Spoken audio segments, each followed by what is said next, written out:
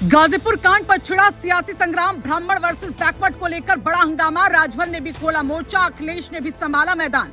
योगी क्या कर रहे हैं? गांव में शांति लेकिन सियासत में भड़की आग। योगी सरकार के एक्शन से सफाइयों में उबाल। चंद्रशेखर भी देख रहे पूरा खेल।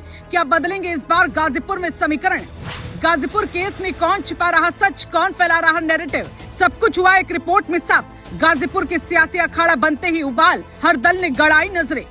गाजीपुर बना सियासत का हॉटस्पॉट। ये बात अब यूं ही कहीं नहीं जा रही, क्योंकि यहाँ एक किशोरी की मौत ने ऐसा राजनीतिक तूफान खड़ा कर दिया जिसमें सभी सियासी दलों की एंट्री हो गई है।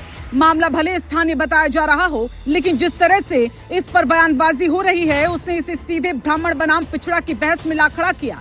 एक तरफ समाजवादी पार्टी के मुखिया अखिलेश यादव हैं, जो इसे बड़ा मुद्दा बना रहे हैं, तो दूसरी तरफ योगी सरकार के मंत्री ओम प्रकाश राजभर खुलकर मैदान में आ गए। हालात ऐसे बन गए कि अब ये मामला सिर्फ एक घटना नहीं बल्कि 2027 की सियासी बिसात का हिस्सा बनता जा रहा है। सिर्फ यही नहीं, अब चंद्रशेखर ने भी इस मामले में सवाल उठाए हैं, जिसके बारे में आपको इस वीडियो में बताते हैं।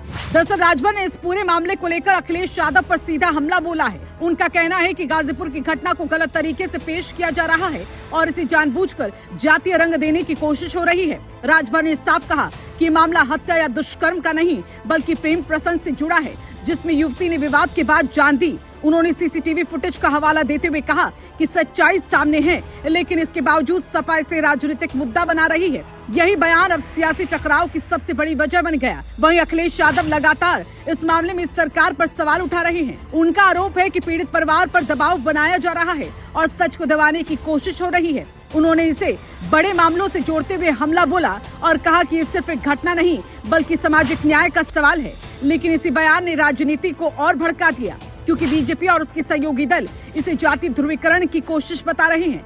यहीं से ब्राह्मण बनाम पिछड़ा का नैरेटिव और तेज हो गया है, जिसने पूरे प्रदेश की सियासत को गरमा दिया। बता दें, गाजीपुर के कटरिया गांव में हालात इतने बिगड़ गए थे कि पथराव तक की नौबत आ गई थी। सपा प्रतिनिधिमंडल के पहुंचने पर ग्रामीणों का विरोध हुआ और मामला हिंसा में बदल गया, जिसमें पुलिसकर्मी भी घायल हुए। इसके बाद प्रशासन ने सख्ती दिखाते हुए कई लोगों के खिलाफ मुकदमा दर्ज किया और पूरे जिले में धारा लागू कर दी। अब गांव में शांति का माहौल है, लेकिन सियासत का पारा लगातार चढ़ता जा रहा है। योगी सरकार का साफ संदेश, कानून व्यवस्था से खिलवाड़ बर्दाश्त नहीं किया जाएगा और जो भी दोषी होगा उस पर कार्रवाई होगी।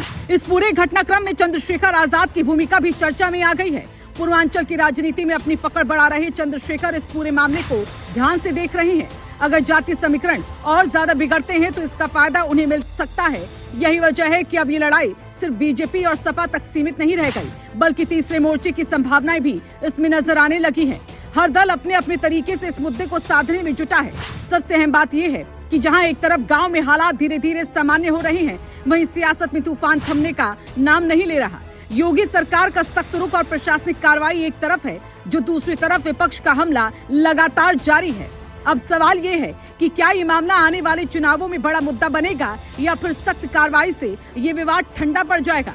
फिलहाल गाजीपुर की घटना अब सिर्फ एक गांव की कहानी नहीं रही, बल्कि यूपी की राजनीति का बड़ा मोड़ बन चुकी है, जहां हर बयान और हर कदम आने वाली चुनावी समीकरण को प्रभावित कर सकता है।